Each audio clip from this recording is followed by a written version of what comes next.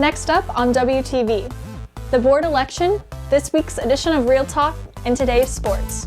WTV's daily update starts now.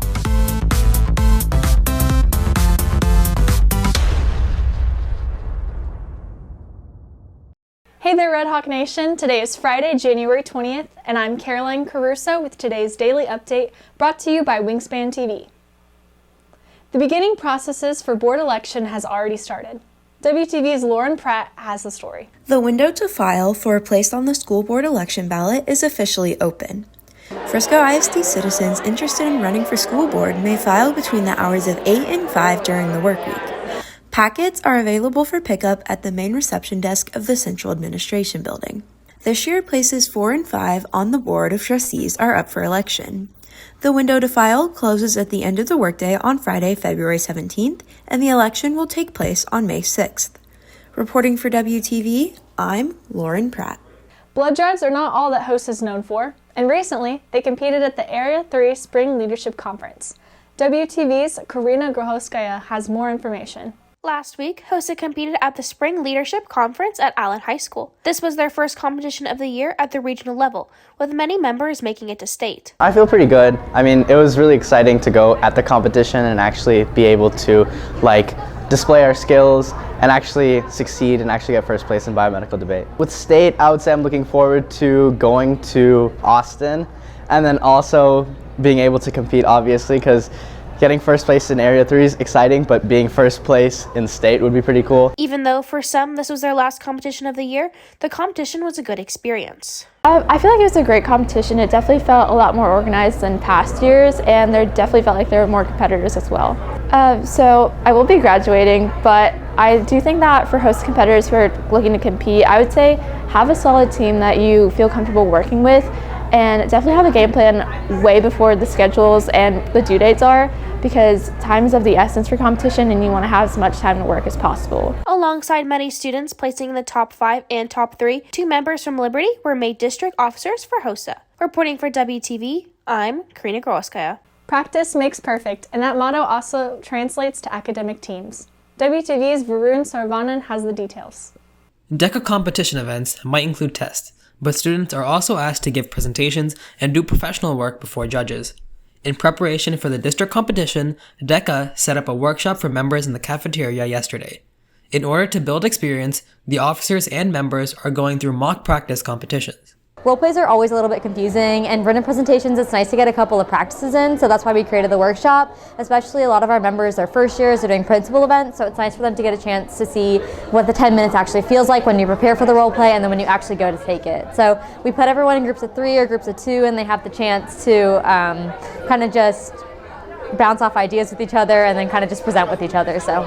The role play and written event workshop is meant to help students sharpen their skills before the competition next week. Reporting for WTV, I'm Varun Saravanan. On this week's edition of Real Talk, WTV's Lauren Sinclair asks students about Universal Studios. Hey Red Hawks, this is WTV's Lauren Sinclair with this week's edition of Real Talk. How do you feel that Universal is coming to Frisco? I think that it's going to be really fun, but it's going to also bring in a lot of people and make our city a lot busier. I think it's really exciting, but by the time it's built, we're all going to be adults, so it's I don't know. I think it's fun. I think it's going to be really cool, but also it's going to bring in so much traffic, and the prices on everything are going to go up, so it's everything's going to be more expensive here. So that's the downside, but then it's we also live here, so it's cool. Lit. Reporting for WTV, I'm Lauren Sinclair. On today's sports, WTV's Luke Martin brings you Red Hawk Athletics.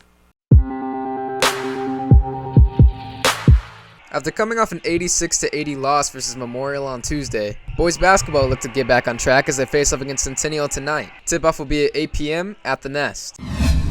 After coming off a 39-31 win versus Memorial on Tuesday, girls basketball will look to stay winning as they will also take on Centennial tonight, with tip-off at 6:30 p.m. at the Nest. The team looks to use their momentum from Tuesday's win to their advantage. That win versus Memorial really helped our team confidence, and I think it's going to spark something new for us. And we definitely needed it because at the beginning of the season, we didn't have much confidence in ourselves. But I think that these wins that we've been going on, especially the win for Memorial, I think is really good and really inspiring for this upcoming game and the rest of district. Diving competed yesterday in the District 10 5A meet at Bruce Eubanks Natatorium. Sophomore Aubrey Henderson would finish second overall, which advances her to the Region 3 meet on February 3rd. Henderson would need perseverance to earn her second place finish. Well, we have a saying in diving that if you have bad warm-ups, the meet will be good. And so my warm-ups were awful. I did not get through half of the dives I wanted to. I was all over the place, and I just realized I just need to calm down, focus. And I had my last 3 dives were really scary dives, and so I just had to kind of take a breath and check them. So that's what I did, thankfully. For swim, they will begin their District 10 5A competition tomorrow, with races beginning at 12 p.m. at Bruce Eubanks Natatorium. Boys and girls soccer competed in round 1 of the Melissa and Anna tournament yesterday. Both teams would see success, with the boys beating Amarillo 3-2 and the girls beating Mesquite Poteet 1-0. Wrestling competed against district opponents Independence, Emerson, and Heritage yesterday. The team would see wins against Independence and Emerson, beating the Knights 48-30 and beating the Mavericks 59-9. However, the team would not be able to complete the sweep, losing to the Coyotes 50-13. The team will now set their sights on the Coyote Classic, with matches beginning tomorrow at 9 a.m. at Heritage High School. Reporting for WTV, I'm Luke Martin.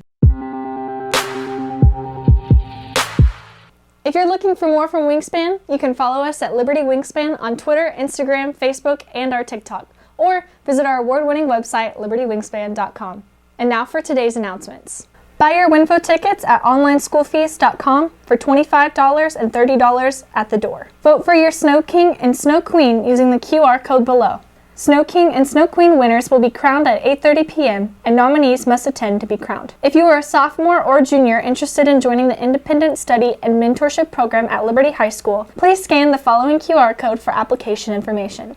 All applicants are due by January 31st. For more information, contact Coach Whitcomb at whitcombh@friscoisd.org. It's your last chance to buy the yearbook. Relive your memories and order your yearbook today by scanning the QR code below or visiting jostens.com.